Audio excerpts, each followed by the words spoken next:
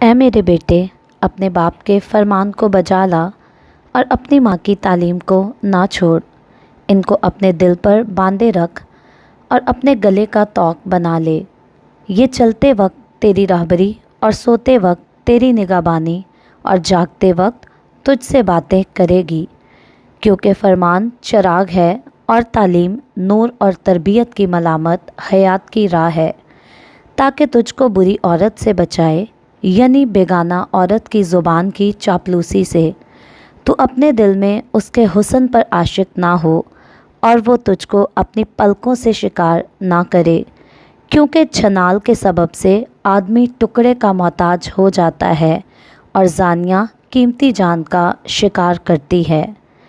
کیا ممکن ہے کہ آدمی اپنے سینہ میں آگ رکھے اور اس کے کپڑے نہ جلیں، یا کوئی انگاروں پر چلے اور اس کے پاؤں نہ جھلسیں؟ وہ بھی ایسا ہے جو اپنے پڑوسی کی بیوی کے پاس جاتا ہے۔ جو کوئی اسے چھوئے بے سزا نہ رہے گا۔